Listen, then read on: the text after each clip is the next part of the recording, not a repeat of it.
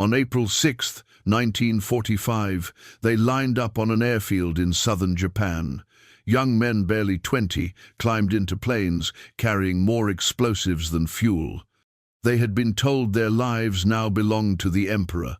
They had been told their mission was to crash into American ships off Okinawa. And they had been told they should feel honored. By dawn, more than 300 planes rose into the sky.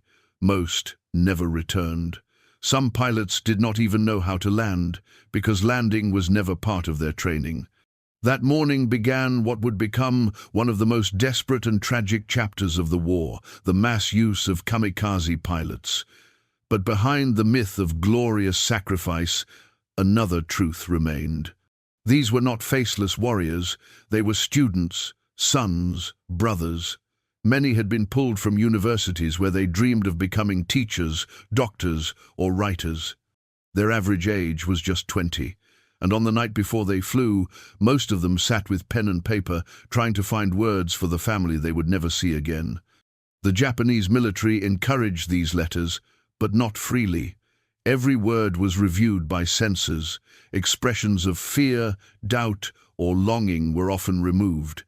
Families received neat, clean letters that spoke of loyalty and honor, but in hidden diaries, in folded scraps, tucked into uniforms, and in boxes left unopened, another voice breaks through. A voice of young men not ready to die. One cadet wrote, "Mother, forgive me for going before you. I wanted to live, but my country asks otherwise." His letter was never sent. Another scribbled just one line, trembling in ink, "I wish I could see the cherry blossoms again." Most of these words were never heard by the families who waited at home. Some were found after the war in military archives. Some surfaced in dusty boxes decades later, long after the mothers and sisters they were meant for had already passed away. The story of the kamikaze is often told through planes and battleships' explosions at sea, steel against steel. But what has been forgotten are the words left behind on paper. Words that show us the human heart of a tragedy.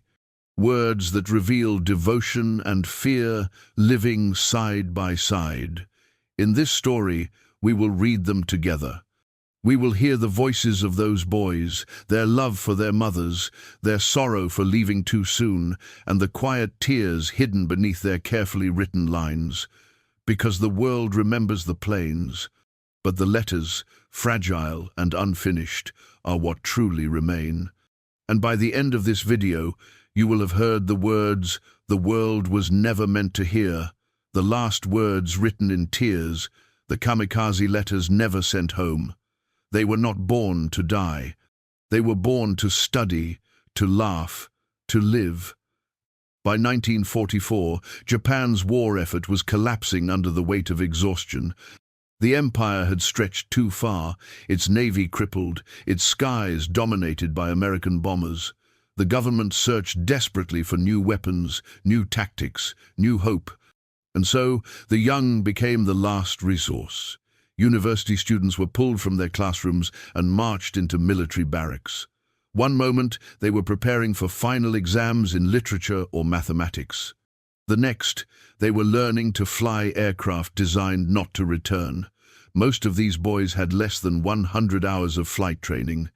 Some never even learned to land because landing was never part of their destiny.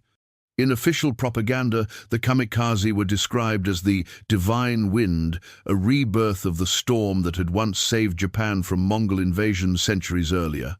The image was of fearless warriors smiling as they dove into enemy ships. But the truth, written in diaries and whispered in memories, tells another story. A 19-year-old cadet left behind a line that still trembles on the page. "Mother, forgive me for going before you. I wished for a longer life, but I am told my country asks otherwise." For families, these boys were not symbols. They were sons who once carried groceries home, who teased their sisters, who dreamed of futures that suddenly dissolved in the tide of war. Parents did not send them off with cheers, but with quiet prayers, concealed tears, and a silence heavy with resignation. The boys themselves were caught in a trap they could not escape. Refusal was unthinkable. To deny the mission would mean shame not only for themselves, but for their entire family. A pilot's sister later recalled, "He never said he wanted to go. He never said he didn't. He just folded his uniform neatly every night and waited." In photographs taken before their flights, the young faces do not look like warriors. They look like classmates, some with glasses too large for their cheeks, others with shy smiles barely hiding their unease. When we see these photos today, we must remember, these were not men of 30 or 40 hardened by war. They were boys, barely stepping into adulthood, now told their purpose was to end it. The Japanese government wrapped their fate in language of glory, sacrifice, and honor. Newspapers praised their bravery. School children were told to admire them. But in the small rooms where they wrote farewell letters, the truth came through in hesitant strokes of ink. One student scribbled, "I wanted to be a teacher, I wanted to write. But I must go now." Another, "I am afraid, but I cannot show it." These boys were chosen not because they sought death, but because death had been chosen for them. And before they climbed into those cockpits, they did what every young soul would do. They reached for paper, for ink, and for the impossible task of saying goodbye. But before flying, they wrote. Ink became their only voice. For the boys who were told to fly and not return, the letter was their last bridge to the people they loved. Each stroke of the pen carried a weight no one their age should have borne. They knew their families would read these words after they were gone, and so the page became both a farewell and a tombstone. The Japanese military encouraged farewell letters. It was, in part, a way to frame the sacrifice as noble, a way to reassure the nation that its young men went willingly. But the letters were never truly private. Censors combed through them, line by line. Words of doubt, longing, or fear were struck out. Lines of hesitation were hidden forever. Families often received a version of the letter that spoke only of loyalty, honor, and devotion to the emperor. Yet even within that careful framework, humanity broke through. One pilot, only 21, wrote to his mother, "When you think of me, do not be sad. I fly with joy, for I give my life for you." But on the back of the same letter, scrawled in faint pencil, he added, "I am afraid, mother. I want to live, but I must not write this." The faint line was erased before it ever left his hands. Another boy addressed his sister, "Take care of our parents when I am gone. Please see that father eats well, and that mother does not cry too much." The simplicity of the request, a son worried about his father's meals, a sister's tears strips away all talk of glory. It reveals what truly lived in his heart: family. Some letters were never sent at all. They were placed in boxes, left behind in barracks, found years later in military warehouses after Japan's surrender. In these unsent notes, the censor's shadow is absent, and so the truth is clearer. One such letter, discovered decades later, read, "I wanted to see the cherry blossoms fall just one more time. If I could walk with my friends again under spring skies, I would give anything. Instead, I go where there are no blossoms." That boy never returned. His words waited silently in a drawer until a historian uncovered them long after his parents had passed away. What many people today don't realize is that these letters were not written to inspire soldiers or governments. They were written to comfort mothers. They were written to hold on to sisters, to send gratitude to fathers, and to beg forgiveness for leaving too soon. When we hear them now, across the gulf of decades, they remind us that these pilots were not symbols. They were sons. They were brothers. They were boys who wanted another spring, another meal at home, another chance to live, and their final words, fragile on paper, speak louder than any speech about glory. Before we turn the page to the words that were never meant to be read, I'd like to ask you if stories like this matter to you. Please take a moment to subscribe, It helps us keep these voices alive and ensures that history's forgotten letters will not be silenced again. The letters spoke in two languages, duty and silence. On the surface, they were filled with words of honor. I gladly give my life for the Emperor. My only regret is that I cannot die twice. Such lines appeared again and again, carefully written, carefully preserved. But between the ink, another story was buried. Pilots were trained not just in flying, but in composure. They were told that a wavering pen would betray weakness, that the family name must never be stained by fear. And so many wrote what they were expected to write: loyalty first, devotion second, and obedience until the end. Yet, in faint corners of their writing, a crack would appear. A trembling word, a hesitant phrase, a sudden shift from emperor to mother. One pilot, 20 years old, wrote, "I am happy to give my life." But later in the same letter, the tone shifted. "Please, mother, do not get sick. I am sorry for leaving you with so much worry." The contrast is stark: official words for the censors, personal words for the family. Another cadet confided in his diary, never meant for eyes outside his room, "I fear the moment when the ocean rises to meet me. My body shakes, though I smile when they take photographs." These words were rarely spoken aloud, but surviving family members later recalled the quiet signals.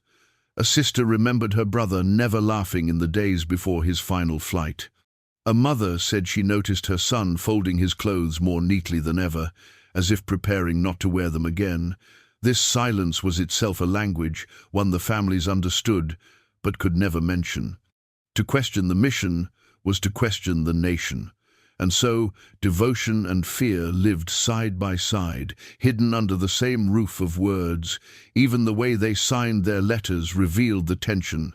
Some ended with patriotic slogans, "Banzai for the Emperor." But in the margin, they scribbled something smaller: "Mother, forgive me." The Japanese state wanted symbols. What it got was boys trying to balance duty and love, courage and fear. And for those who read these letters today, the truth is clear. These were not voices of blind loyalty.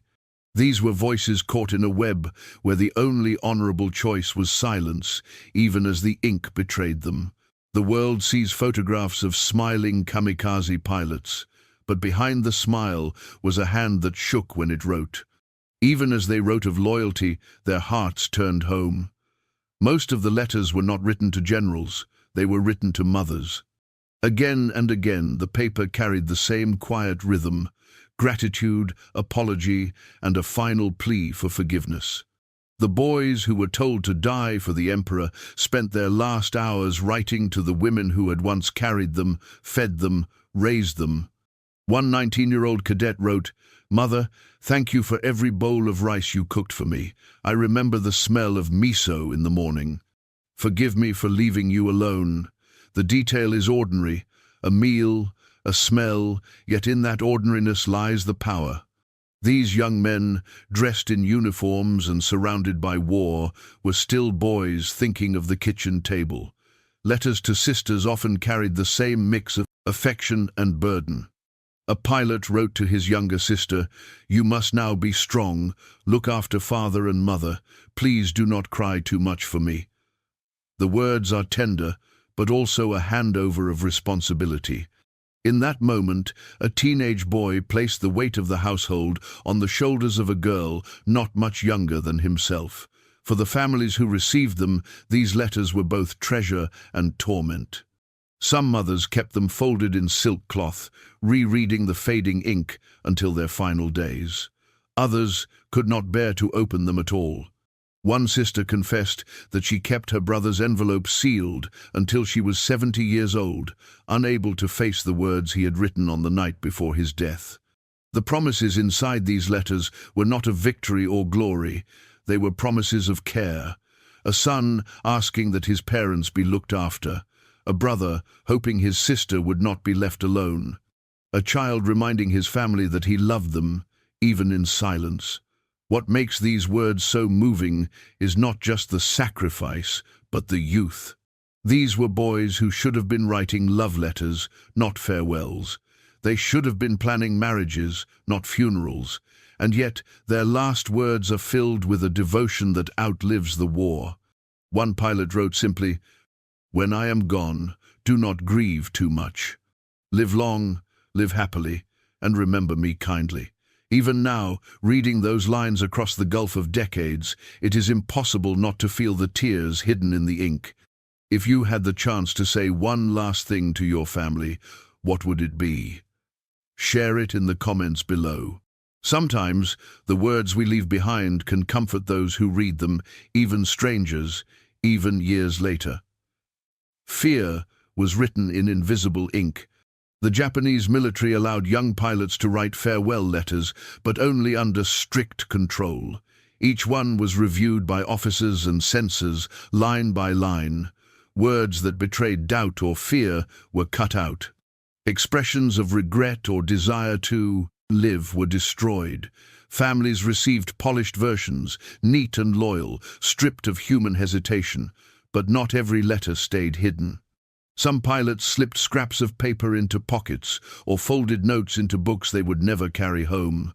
A few wrote secret diaries that only surfaced after the war. And in those forbidden words, the human voice breaks through more clearly than anywhere else. One young pilot confessed in a note never sent, "If only I had more time to live like others, to walk in the sun, to marry, to laugh." That line alone was enough for censors to destroy it because it admitted what everyone already knew, that these boys did not want to die. Another scrawled a sentence that barely filled the page, "I am afraid of the ocean." He was trained to crash his plane into a ship, yet the thought that haunted him most was not the enemy, but the waves rising to meet him. Even those who tried to disguise their fear often left traces. A letter that otherwise declared devotion to the emperor ended with, "I will do my duty, but my heart longs for another spring." That single phrase, "another spring," could be read as weakness. It was crossed out before the letter reached his family. Mothers and sisters at home never saw these words. They received the official versions, brave, patriotic, unwavering. Many believed their sons had gone to death without hesitation. Only decades later, when hidden drafts were uncovered in archives, did the fuller picture appear. Some of these censored letters survived only because U.S. occupation officers found them stored in military boxes. Others were kept quietly by families of fellow cadets who could not bring themselves to destroy them. Each one shows us the same truth. The line between loyalty and longing was thin, and it was often erased by someone else's hand. The censorship robbed families of honesty. It denied them the chance to know their sons' true feelings, and yet, perhaps it also spared them. Would a mother, already broken by loss, have been able to bear reading, "I am afraid"? There is no easy answer. But what is certain is this. The pilots wrote two letters, the one the world was allowed to see, and the one they hid in silence. When we read the hidden lines today, we are reminded that behind every myth of heroic sacrifice lies a very human truth, that even those called kamikaze longed for ordinary days, for life itself. When those planes lifted off, the letters stayed behind. They carried bombs, but left behind paper. When the engines roared and the planes rose into the sky, the letters stayed folded in drawers and envelopes. Families never saw their sons take off. They only saw the silence that followed. In the spring of 1945, during the Battle of Okinawa, hundreds of kamikaze aircraft launched against the U.S. fleet. Each was packed with explosives, each with just enough fuel to reach its target. Many never even found their mark shot down before they could strike, swallowed by the ocean. For those who did reach a ship, the explosion was final. There was no return, no burial, often no trace. Families at home waited for news. What they received was rarely more than a telegram, a brief message delivered in stiff official language. Some were told their son had died honorably in battle. Others received only a wooden box said to contain ashes, though often it was nothing more than sand, dirt, or stones gathered from the airfield. For many mothers, the only real piece of their child that remained was the farewell letter. One mother later recalled, "They gave me a box and said it was my son.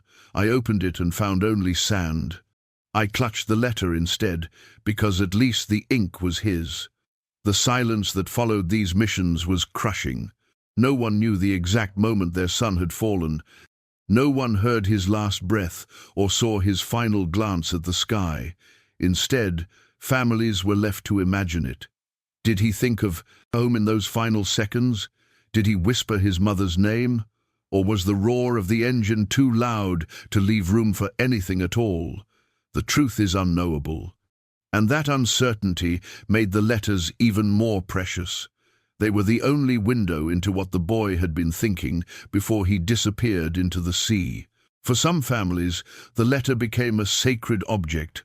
Mothers read them every year on the anniversary of their son's death, tracing the fading characters with trembling fingers.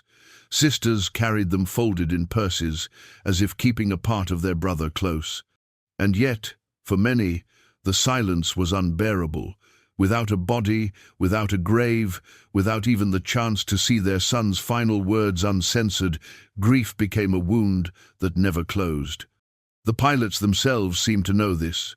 One boy wrote, "If you hear that I am gone, please do not search the waves. Think of me in the blossoms, think of me in the spring wind."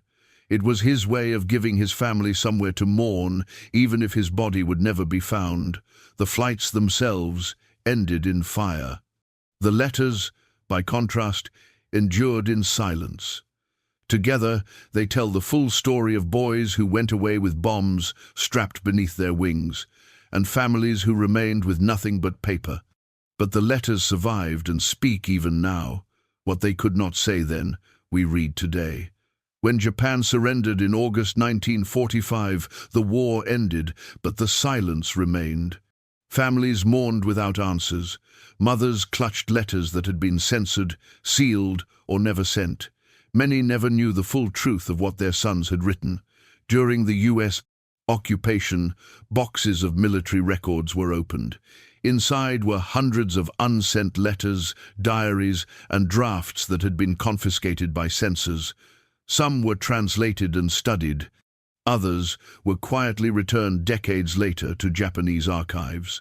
In those pages, the private voices of the Kamikaze emerged, voices that contradicted the official image of smiling boys eager for death.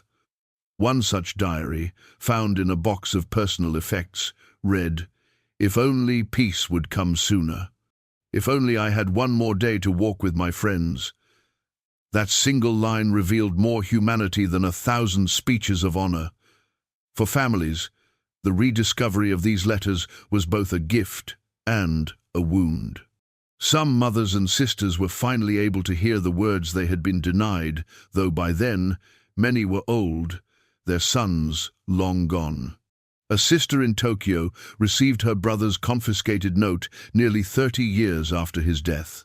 She recalled, "I read it once and could not breathe. He had written that he did not want to go. I wished my mother had seen it, but she had already passed away." In the decades that followed, some of these letters were published in collections known as kikebunsho, farewell writings.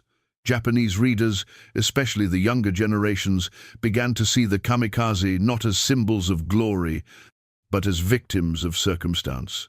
The words left behind revealed not unshakable loyalty, but torn hearts. Schools now study these letters as lessons in tragedy, not patriotism. Museums display them with quiet reverence, allowing visitors to see the handwriting of boys who died before they could grow into men. For many Japanese, reading these notes has become an act of mourning not just for the pilots, but for the generation that was sacrificed to war. And abroad, in America and elsewhere, readers encounter these letters with surprise. The image of the kamikaze as fanatical warriors dissolves when you hear the words of a 20-year-old writing, "Mother, I am sorry. I wanted to live." Even now, each letter reminds us of what war takes. Not just lives, but futures. Not just soldiers, but sons. For the boys who wrote them, the words were never delivered. But for us, across oceans and decades, they arrive as if freshly written. So what do these words mean now? They did not die as heroes. They died as sons. For all the words of propaganda, for all the speeches of honor, what remains today are fragile sheets of paper covered in trembling handwriting. Letters written to mothers, to sisters, to fathers. Letters filled not with battle cries, but with apologies, gratitude, and unspoken fear. The Kamikaze story is often told in numbers: thousands of planes launched, hundreds of ships attacked, tens of thousands of dead. But numbers cannot speak, the letters do. And they tell us that behind every aircraft was a boy who once dreamed of walking under cherry blossoms again, of eating one more bowl of rice at home, of laughing with friends as spring returned. The U.S. military called the missions strategy. The Japanese government called them honor. But for the families who lost their sons, they were simply nights of silence that never ended. A mother opening a wooden box to find only sand. A sister unfolding an envelope she could not bear to read until decades had passed. One line, written by a 20-year-old, lingers above all. "Mother, forgive me for leaving before you. I wanted to live." Those words, hidden for years, reveal more truth than any monument. They remind us that the Kamikaze were not symbols of glory. They were victims of a war that devoured its own children. Today, in Japan, many of these letters are displayed in museums. Visitors stand quietly before them, some weeping, some whispering prayers. The lesson they carry is not about how to fight, but about how to remember. Because the world remembers their planes, but what must be remembered more are their words: fragile, unfinished, human. If you believe these voices should never be forgotten, consider subscribing. By joining us, you help keep these untold stories alive, so the letters of the past continue to speak into the future. The story of the Kamikaze letters is not about glory. It is about youth cut short, families left in silence, and words that outlived the men who wrote them. And so, we close not with judgment, but with memory. Never again.